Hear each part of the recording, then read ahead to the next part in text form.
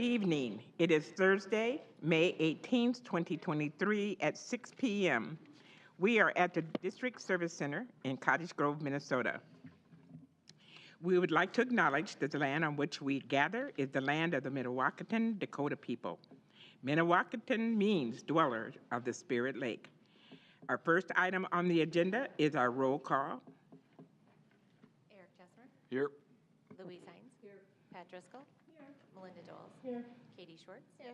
Simi Petnaik is absent. Greatness Adair. Here. Sharon Van Leer. Here. Next, would please rise for the Pledge of Allegiance. I pledge allegiance to the flag of the United States of America and to the republic for which it stands, one nation, under God, indivisible, with liberty and justice for all. Next, we have 3.0, the approval of our agenda. Can I get a motion to approve an amended agenda, adding 8.7, the approval of an unrequested leave of absence, and removing 8.6, boundary changes? Is there a motion? So moved. Second. Moved by Melinda, second by Pat. Any discussion?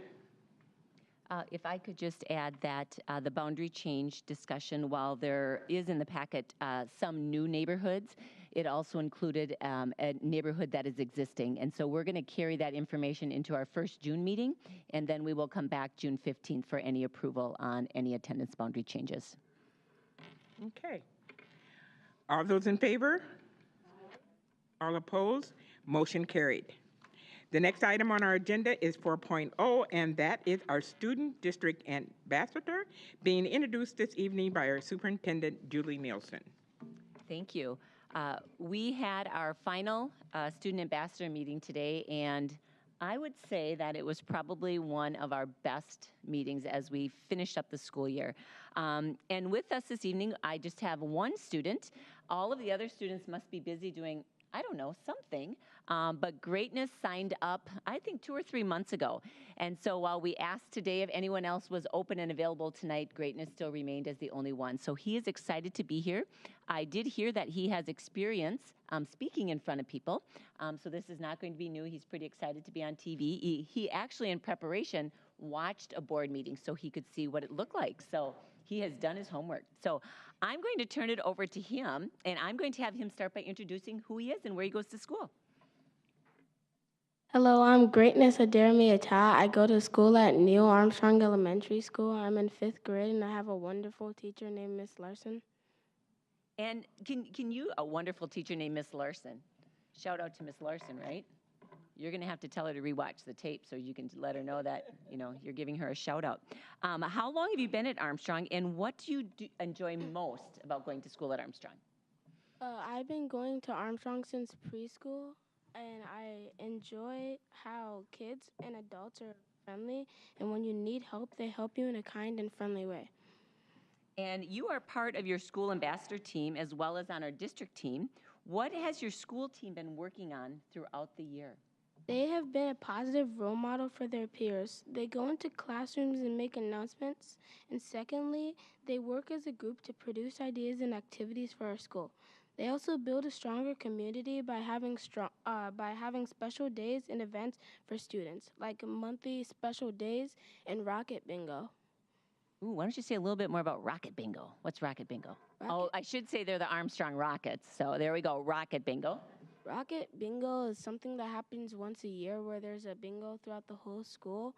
Our team will spin a wheel, and then they get like a ball that says a number once they spin the wheel. And then if you get a bingo, then you run down the hallway like a turkey, a chicken, or any animal. And then you go and get a prize at the office. Oh, yes, I think I do recall that, like a turkey bingo where you have to block as you go down the hallway, right? Fun. So we had our final ambassador meeting today.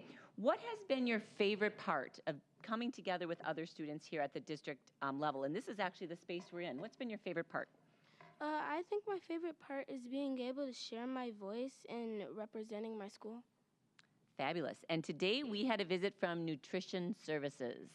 every student's dream. They didn't really know what they were getting into, but it was great. So students got to give input, this, of course, student voice.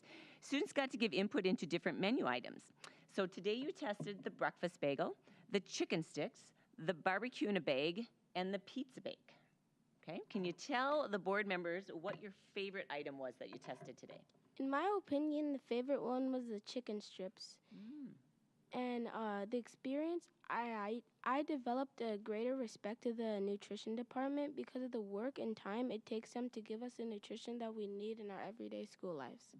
Greatness, do you remember how many meals they said they serve every day? Do you remember the lunches?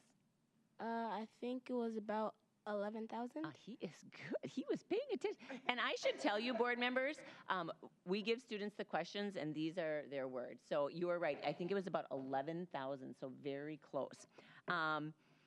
Anything else that you did fun today? What about your welcome, our welcome and inclusion activity? Remember the name of the activity we did? I think we did like an activity where we guessed things that have to do with our meetings. Yep, so we did the Amazing Race Pictionary. And the students were extremely loud. They're in their table groups. And once they guessed one word, the next student had to go up and get the next word, come back, do the drawing, guess it. And so, Greatness, were you on the winning team? I think we got third place. Oh, third place. Okay. I was thinking you were on the winning team. Finally, you have been with seniors and juniors and 7th and 8th graders. What has this experience taught you being a student ambassador? It's taught me that our community is bigger than I thought. And behind the schools, there are a team of people that help with our safety, our health, and also our nutrition every day. Fabulous. So, board members, do you have any questions for Greatness?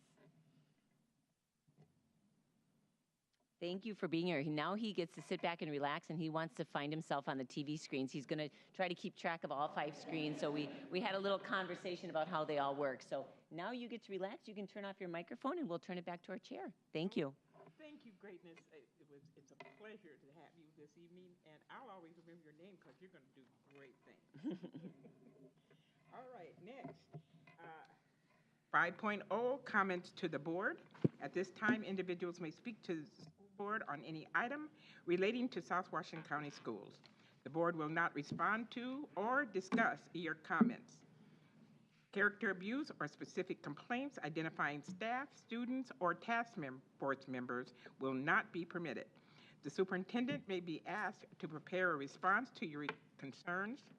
Speakers are permitted to speak for up to 3 minutes in total. At 3 minutes, the microphones will be turned off and we will move on to the next agenda item. Tonight, we have one person who signed up to speak.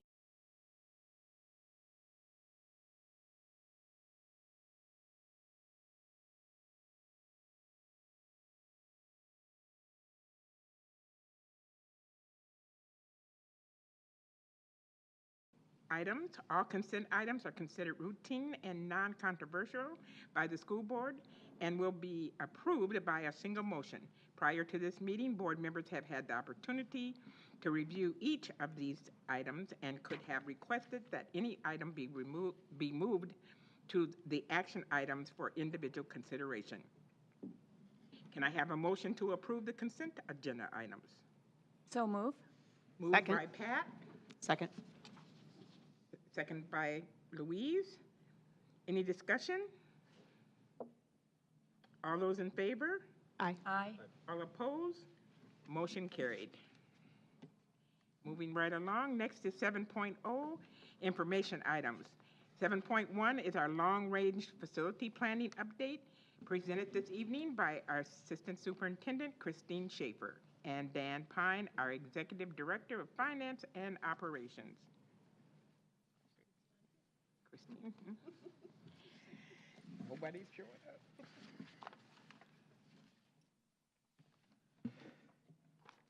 Good evening. Chair Van Leer, member of the school board, Superintendent Nielsen, our student ambassador. Tonight I'm here to give you an update on the long-range facility plan. I will play both the part of myself and Christine Schaefer. Well, Sharon, yes, you did ask me last night if I could tell you a little story. I was at a conference last week with 600 bean counters in one room, so the excitement was unbearable, as you can imagine. Reminded me of the story of the lady the poor lady who was at the doctor, and he said, well, I'm afraid to tell you only have 6 months to live. And she said, well, that's awful. Is there anything I can do?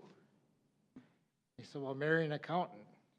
Goes, will I live longer? I said, no, but it'll seem that way. Well, this presentation will probably seem long since I'm doing it. It's really not that bad. So tonight I'm here to give you an update on our long-range facility plan, as we do every board meeting, and where we are.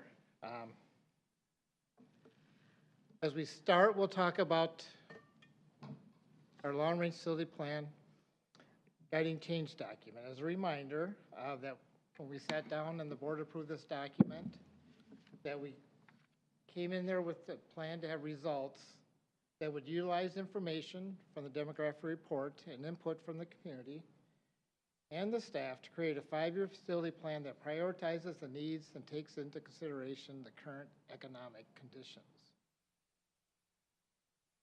We also knew as a result the district may need to consider boundary changes and moving students in schools located outside the city in which they live. And we also want to create a funding plan to address the cost of the 5-year facility plan, which will include bonding, lease levies, and long-term facility maintenance revenue. As part of the long-range facility plan guiding change document, the board also came up with unacceptable means, meaning which in this plan we will not do these things. We will not ignore the current economic conditions. We will not ignore the input from the community and the staff. We will not ignore the results of the survey or the updated demographic report. We will also not bring forth a plan that closes any elementary school, and we will not bring multiple plans forward. So following the August referendum last year, we gathered input and feedback from family, staff, and community members to revise the facility plan. We've had dozens of listening sessions for staff and community to gather and document feedback. We did a community survey of 500 randomly selected homes in our school district. That was completed in December of 2022. We commissioned a new demographic study. That was completed in January of 2023. And we set dates for 3 in-person community meetings and 3 meetings with parent advisory groups. Our third and final community meeting is Tuesday, May 23rd at East Ridge High School. We've also hosted 2 school bus tours and a lunch and learn event for elected and city officials. We have met with several business groups to discuss our new long-range facility plan. We've held 3 staff meeting sessions at each school to gather feedback and input. We mailed community meeting postcard invitations to all district residents, and we began a new printed newsletter, which will be quarterly, that will be mailed to all district residents. And the first issue should arrive via mail this week, and talking to some residents, it's already arrived in their mailbox. We'll talk just a little bit about the most recent staff feedback. So more than 925 staff members have completed a staff survey for presentation 3. We asked these 2 questions. What would you add or remove from proposed question 1? And what would you add or remove from proposed question 2? Here's the graphically produced results. So on the staff member responses, and this graph, the blue, is to keep this item in question 1. The red would be move it to question 2, and the light blue would be saying it's not needed. And as you can see, these are percentages that of the staff responses. 95% wanted to keep secured entrances in question 1. 90% wanted to keep high school additions and renovations in question 1. and 80% wanted to keep middle school additions and renovations in question 1. As far as the other question goes, in this graph, the dark blue is to keep these items in proposed question number 2. The red line is to move those to question number 1, and the light blue is that these additions or these items are not needed. And the staff responded pretty much almost 50-50 on bathrooms at the 1960s elementary schools. That about half said keep it in 2, and about half said put it in 1, question 1. On the elementary additions, most of them said to keep it in question 2. Purchasing land for future use, most of them said keep it in question 2. And the space for SoWashCo Alternative High School, most of them said keep it in question 2. And space for Next Step Transition Program, once again, most of them said to keep it in question 2. So what are our next steps? Like I said, tonight is pretty much just a briefing. The school board will be able to review the final draft plan during the school board workshop meeting on June 1st. We will continue to gather feedback on the final draft plan from staff and community. Final approval of the plan with review and comment will be during the Thursday, June 15th school board meeting, business meeting. There was new legislation passed actually that moved up when you had the review and comment published to the public. So we will have to have this done on June 15th to make the new deadlines. Because we're getting the board's approval to submit the review and comment to the Minnesota Department of Education, and they have by statute 60 days to review it and get back to the board. And pending school board approval, referendum election will be held on election day in November. Anyone that needs any information on this plan can go to sowashco.org/facility planning. That, we'll take any discussion, well, questions, I guess, not discussion.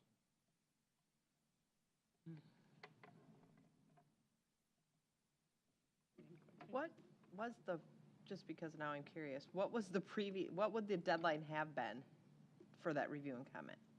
We probably could have done it July. I mean, it really depends on how much time MDE needs to do the report, but and generally it would have probably been the July meeting. Okay. We knew that was being considered, so we tried to make sure that we met that timeline along with what was before. Any other questions? Okay, thanks, thank Dan. you. Next is 8.0, and that is our action items. We have 8.1, and that is the strategic planning roadmap that will be presented by our superintendent, Julie Nielsen. Thank you. It feels like we have been working on strategic planning for a long time, and board members, you recall that we were using a classroom to boardroom process, and so we had a very large strategic planning team that began the work February of 2022. So we're just a little over a year, and board members are aware, and for the public, we have had 3 or 4 meetings in the last month and a half to work on what's called our strategic roadmap. And the definition of a strategic roadmap includes an updated mission, vision, core values, and strategic directions. And so with those strategic directions, it really sets the direction that as administrators and leaders that we're going to be working toward. Board members, at our last session, you were working on a governance plan and what that's going to look like for next year and the following years. What I'd like to share and ask for approval on tonight is the work that all of you have been part of. You are aware that we turned the mission statement into a complete sentence. So the mission of South Washington County Schools is to educate students for success.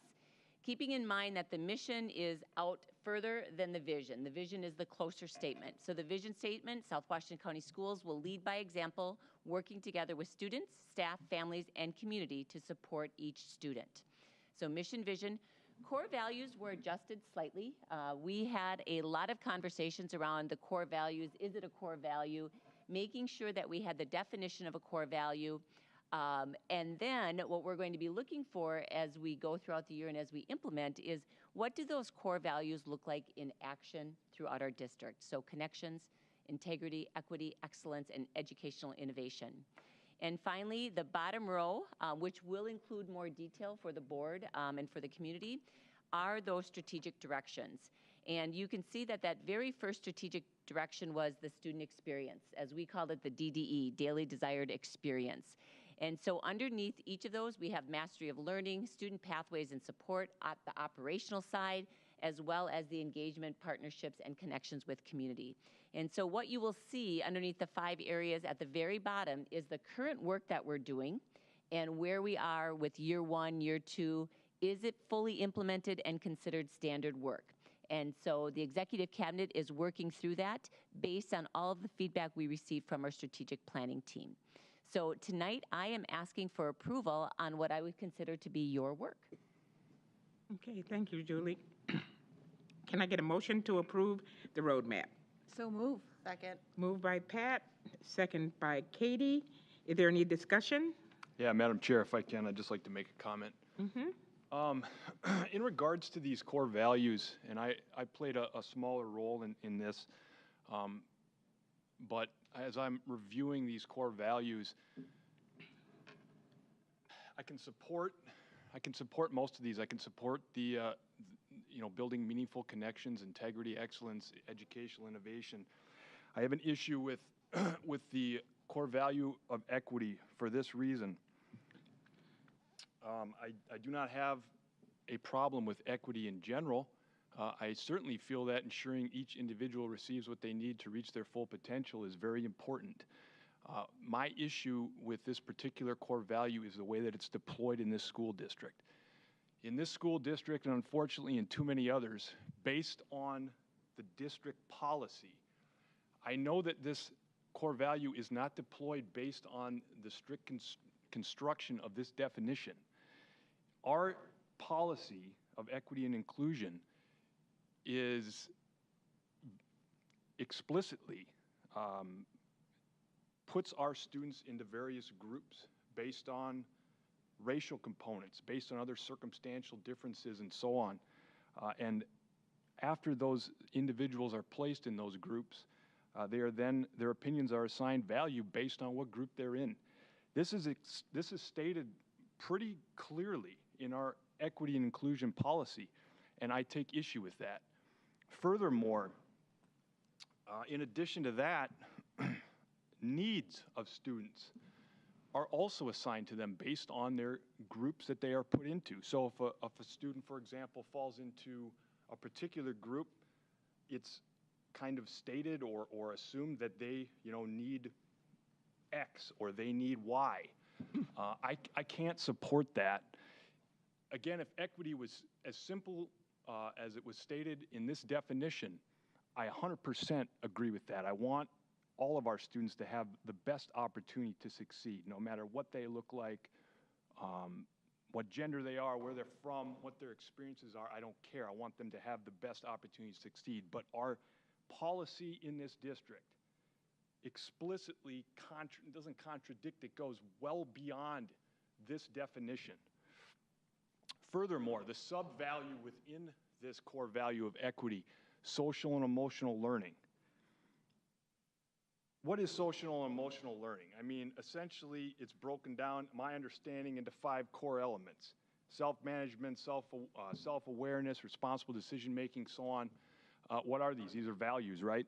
We teach these to our children. Essentially, we want to do our best to teach our children, to prepare them for life so that they're able to foster positive relationships with other people, so that they're able to get along with other people, work with other people that don't look like them, that are different than them, that come from different places. These are values that I can get on board with. I have no issues with these values in general that are taught to our children through social and emotional learning. What I have an issue with is the fact that the school district feels that it's its responsibility to teach these values to our students.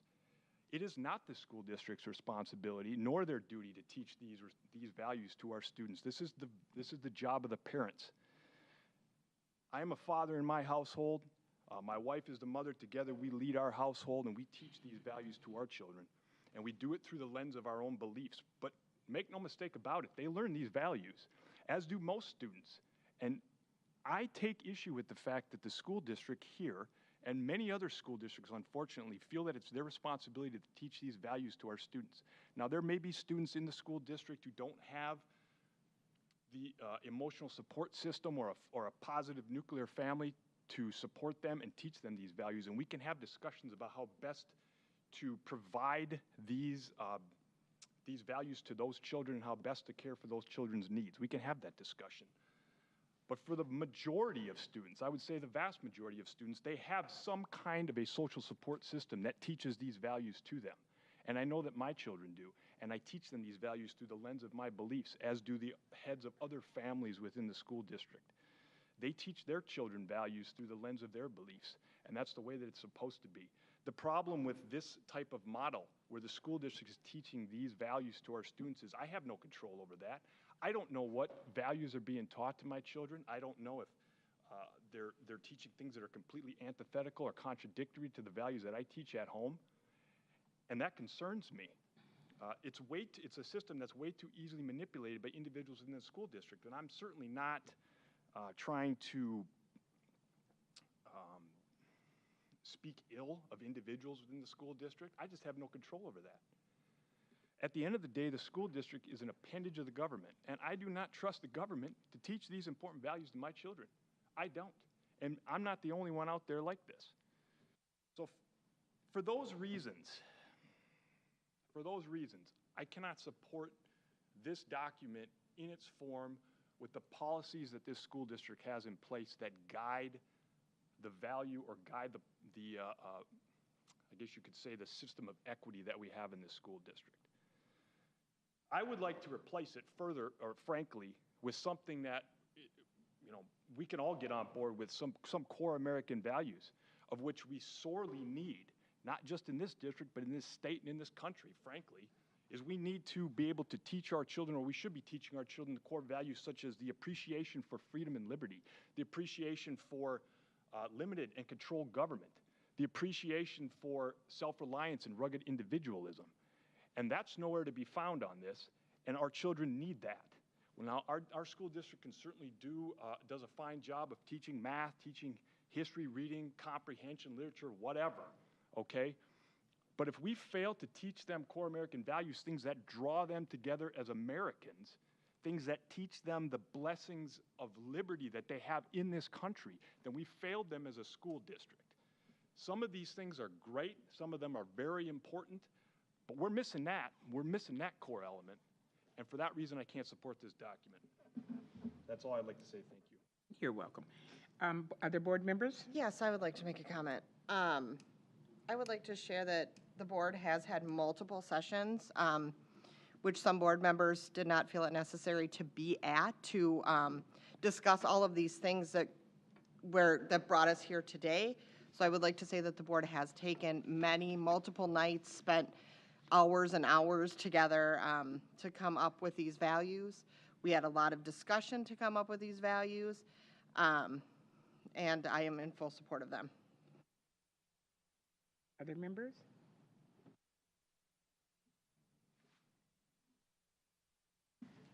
I have one thing I'd like to add when you talk about where values are to be taught. I would very much like the idea of the district working in combination and supporting values that those exist inside our schools, not just inside our families. So I very much like having this as part of the document.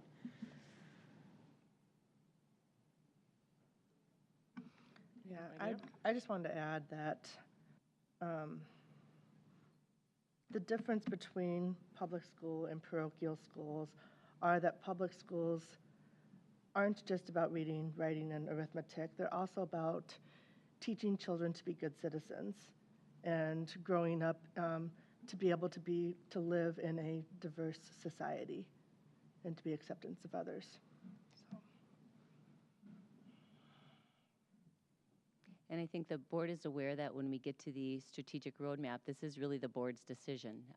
These were the conversations that we had in our individual sessions, and we walked through the creation of the mission, the vision, the core values. Actually, there was the most discussion around core values. And if you recall, board members, that executive cabinet members who participated, we were not asked for our input and feedback. This is really about, this is the role and the work of the board to set these core values, and then for administration and leadership to make sure that we're implementing those across our system. Yes, and I think I agree with Katie. You know, there were hours and hours spent on this item, on all of this.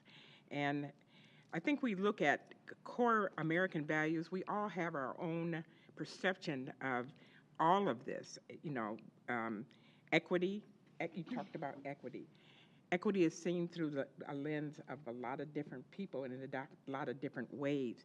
And we need to learn how to accept those differences and those perspectives. And then what we can do is get in there and help and walk through some of this stuff. I mean, you're here on the board, so we at our meetings and our workshops, this is where we discuss that and talk about our differences or our agreements. So at this point, I think we've put a lot of work into it, and I respect everybody's opinion, and I'm glad to hear your perspective. So on that note, the discussion is over, and so we'll take a vote. All those in favor? Aye. Aye. All opposed? That's a nay for me. Okay, motion carried. Next on our agenda is 8.2, and that is our release of long-term substitute teaching contracts, and that is, hi Abby, presented this evening by Abby Baker, the Director of Human Resources. Good evening, Chairperson Van Leer, Superintendent Nielsen, members of the school board, and our student ambassador. Tonight, I am presenting on the release of long-term substitute teaching contracts. So in compliance with the Minnesota statutes, we are required to terminate the teaching contracts of SoWashCo County Schools' long-term substitute teachers. A long-term substitute, by definition, is one who's worked all or part of the school year, replacing a specific teacher who has the return rights to their position. The contracts of the long-term substitutes must be terminated. Failure to terminate these contracts would result in the district allocating 2 teachers in each affected position as the regular teachers exercise their contractual rights to return from leave. Administration recommends approval of this resolution. Okay, can I get a motion to approve the resolution? So moved. Second. Moved by Eric, seconded by Melinda. Okay, is there any discussion? Okay, since this is a resolution, Dana? Eric Tessmer, Yes. Louise Hines. Yes. Pat Driscoll, Yes. Melinda Doles, Yes. Katie Schwartz. Yes.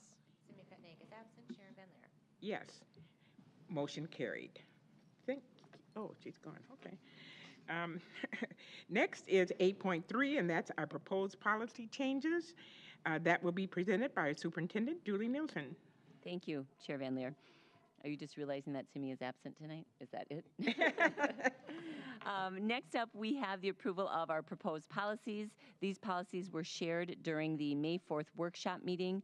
At that time, the public did not have any comments. This evening, I am asking for approval of the 6 policies: 409, employee publications, instructional materials, inventions, and creations; 423, employee-student relationships; 516, student medication; 520, student surveys; 707, the transportation of public school students; and finally, 708, transportation of non-public school students. So I am asking for approval for those 6 policies this evening. Okay. Can I get a motion to approve the policy changes? So moved. Who moved? Louise, moved by Louise, and seconded by Katie. Is there any discussion? Okay, all those in favor? Aye. All opposed? Motion is carried. Next is 8.4, and this is a resolution authorizing Northeast Metro 916's long-term facility maintenance budget for 2025, and that will be presented by Dan Pine, our Executive Director of Finance and Operations. Good evening again, Chair Van Leer, members of the school board, Superintendent Nielsen, and student ambassadors. As you know, the SoWashCo County Schools belongs to Intermediate District 916, also known as Northeast Metro, along with 12 other school districts. Intermediate districts are now eligible for long-term facility maintenance revenue through a process administered by the Minnesota Department of Education. With that, since Northeast Metro cannot levy on its own, each of the school districts levy for long-term facility maintenance. Their total levy they're anticipating for next year is $431,950, of which our share, SoWashCo share, would be $82,268. We are recommending to approve the attached resolution so that students from our district and all the other districts can benefit from improved health and safety conditions in the 916 school buildings. With that, I ask for approval of the resolution. Okay. Can I get a motion to approve the budget? So moved. Moved by who? Melinda. Moved by Melinda, seconded by Eric. Is there any discussion? Okay. Since it's a resolution, Dana? Louise Hines, Yes. Pat Driscoll, Yes. Melinda Doles, Yes. Katie Schwartz. Yes. Eric Tessmer, Yes. Sharon Van Leer. Yes. Resolution passes. Thank you. You might as well stay there, Dan. You're next. 8.5 is letter of agreement with Kraus Anderson, represented by Dan Pine. Good evening again. As you know, as we just talked in our presentation, that are come pretty far in our long-range facility planning process. And it's progressed to the point where more precise construction expertise is needed. The relationship with the construction management companies should be established to have further progress in this plan. Kraus Anderson has been working with our school district for over 15 years, has many successful building projects here on time and under budget. At this point, Kraus Anderson will perform all work before the referendum free of charge. Kraus Anderson has national purchasing influence. Kraus Anderson has local knowledge of district's buildings and history. And they will work with the district through the 5 phases of the long-range facility plan: the study, the pre-construction, the design, the bid, the construction, and the project closeout, and the commissioning. With that, we wanted to formally recommend to approve this letter of agreement that's attached with Kraus Anderson for planning and management services. Okay. Can I get a motion to approve the agreement? So move. Moved by Katie? No, Pat. Pat? I'll second. Okay, moved by Pat and seconded by Katie. Any discussion? Okay. All those in favor say aye. Aye. All opposed? Motion passes. Thank you. Okay, 8.6, boundary changes was removed from the agenda at the beginning of the meeting, so we will move on to 8.7, unrequested leave of absence by Abby Baker. Good evening again. I will now present the resolution placing continuing contract teachers on unrequested leave of absence. The timing of the unrequested leave of absence process requires that a resolution proposing placing teachers for placement on ULA be passed by late May. Teachers will have the opportunity to request a hearing over the proposed placement on unrequested leave. Any hearing will be held in June, after which the board must read the transcript of the hearing and consider the findings and recommendations of the hearing officer. This allows the district to meet all contractual obligations before the board can take final action regarding the unrequested leaves. This timeline also allows the district time to notify the teachers of the final action before the July 1st, 2023 deadline. As of right now, we have one teacher who would be affected by a ULA for a partial FTE. Administration recommends approval of this agreement. Can I get a motion to approve the leave? So moved. Moved by Louise. Moved by Louise and seconded by Katie. Is there any discussion? Okay, seeing none. This is a resolution. Again, Dana? Pat Driscoll, Yes. Melinda Doles, Yes. Katie Schwartz. Yes. Eric Tessner, Yes. Louise Hines. Yes. Sharon Van Leer. Yes. Resolution passes. Thank you, Abby. Next is 9.0, the superintendent's report. Thank you. Last evening, we hosted the 40th Annual Employee Recognition Banquet. We took time to pause and to celebrate our All-Stars. We had 10 All-Stars, our years of service recipients for 20, 25, 30, and 35 years, knowing that in the space there were people that have been with us for 40 years or more. We also honored our many retirees, and it was just a wonderful celebration. It was at Inwood Oaks, what is known as the former Prom Center. We have had events out there previously, but it was a really nice opportunity to pause and to say thank you for the great work that has been done on behalf of all of our employees. And this employee recognition was for all of our employees, bus drivers, nutrition services, paraprofessionals. It was the whole host, and it was just a wonderful event. These next 2 weeks, last week, I should say this week and next week, mark awards ceremonies at our high schools. Eastridge held their award ceremonies for seniors. This week, next week, we have Park and Woodbury. It is that season of celebrating and taking a look and reflecting back on our seniors. Also a reminder for the board and community, we have graduation ceremonies June 3rd. A Saturday, we have our SoWashCo Alternative High School and our online. June 4th is our big master day of our 3 graduations, starting with Woodbury at 10, Eastridge at 2, and Park 6 o'clock, I believe is the start time there. And then finally, May 25th, next week, will be our next step graduation ceremony. I also want to just reinforce, I know Dan talked about it, the meetings with city and legislative officials, the lunch and learns. We also had a key communicators, so those are members of all of our advisories. We met last week on May 23rd, and I wish I could have a picture of the event because the power went out at Woodbury High School, and we continued on with the presentation with laptops. So much dedication on behalf of the team to get information out, but the group was very willing to stay even though we were basically sitting in the dark. Right, Zach? On May 23rd, we will host our 3rd of 3 community meetings, and following that, we will allow feedback on that final draft of the plan. And then finally, I want to extend a thank you to our communications department, Sean Hogendorf and his team. This is the quarterly mailing. I can tell you I did receive a call, the district did receive a call from a parent in the community expressing their gratitude for this type of information going out to all community members. And so if you have not received it, this is what the document looks like. And again, this will be going out quarterly to every resident within our school district, much like our required mailings when we've had our operating levies. So thank you to our communications team. Job well done. Okay, before I go on, I just want to piggyback on what Julie said. The event last night was a remarkable,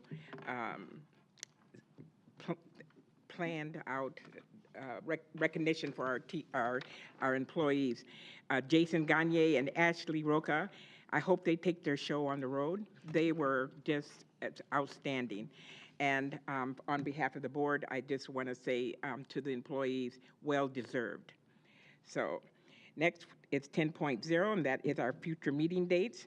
We have a school board workshop meeting on Thursday, June 1st at 6 p.m., a strategic planning session on June 8th, 2023 at 5:30 p.m., and a school board business meeting on June 15th at 6 p.m. All meetings will be held at the District Service Center. And with that, we are now 11.0. We are now adjourned.